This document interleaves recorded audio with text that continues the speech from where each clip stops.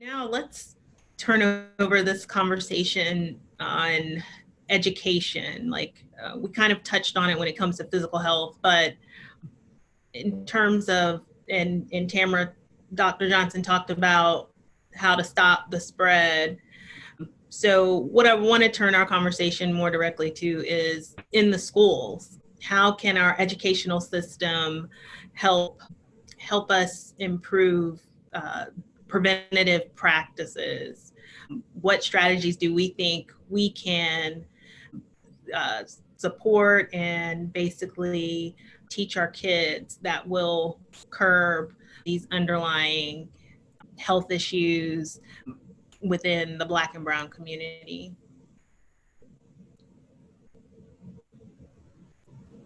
Well, I would say that I know schools should now begin to teach from a trauma-informed school, meaning we're teaching because this is a traumatic experience for some, and we all go through different things. But basically, in a trauma-informed school, we're just making sure that the students feel supported. Even if we don't know what the trauma is, if we follow guidelines like creating a routine, and given choices, because right now the children don't have control, right, over what's going on. And things of that nature, having social emotional learning and social emotional support. And for the teachers to be sensitive, because they too have gone through, right, the traumatic experience. And to know that if the child doesn't have a pencil, we're not going to yell because he doesn't have a pencil. We'll give the pencil.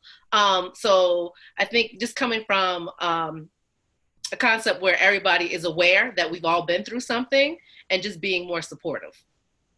Mm-hmm.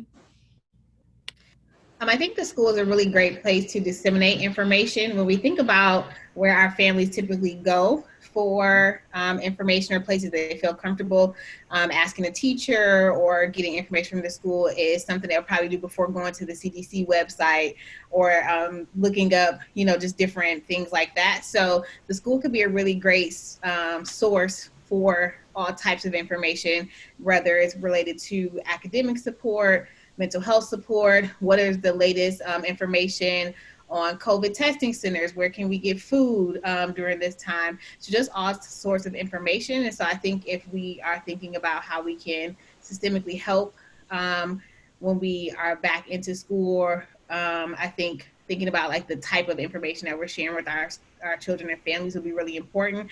I 1000% agree with the trauma-informed lens going back into this, and thinking about not just looking at like the academic information, but how can we be a resource to families across the board to make sure that they are being safe, both physically and mentally. Yeah, I want to give a shout out to PAVE.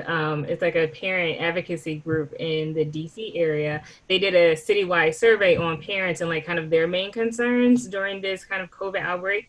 And one of the really interesting pieces is no matter if the families were learning English as a new language, having lower socioeconomic status, or they were a community of color, their top two priorities were like, how do I keep my family safe, and how do I make sure that I keep my job?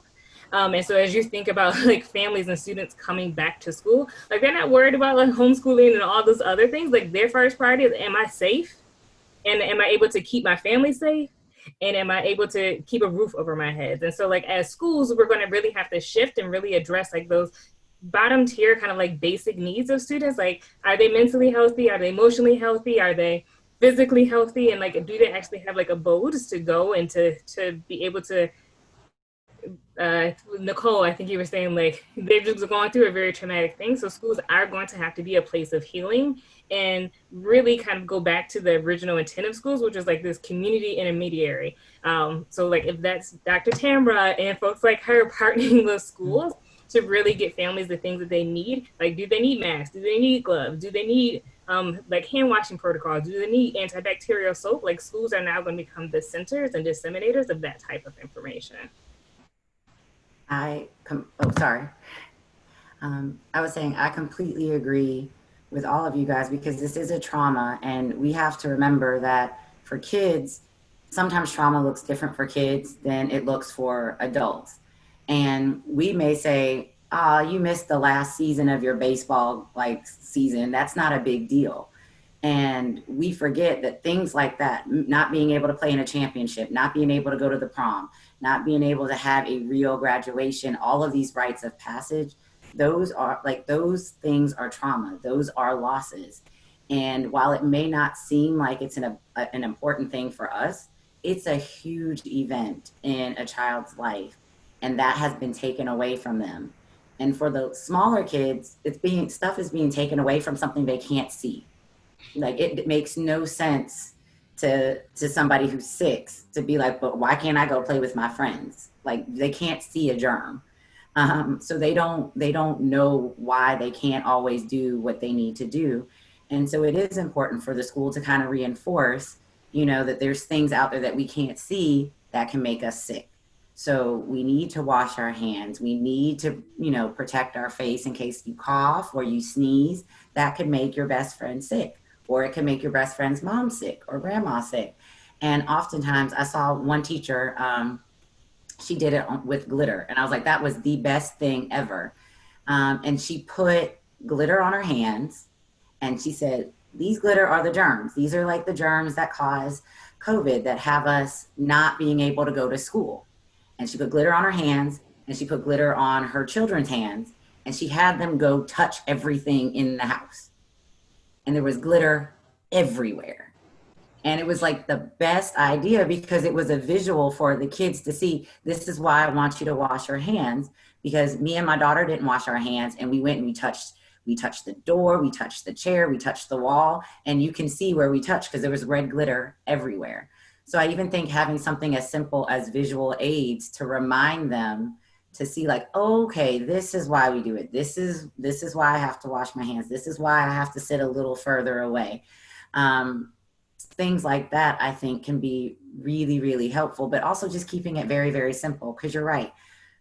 I go to the CDC website to look up stuff, but I don't always want to go to the CDC website to look up stuff. It's hard to find stuff on there, and I've got to click and go through everything.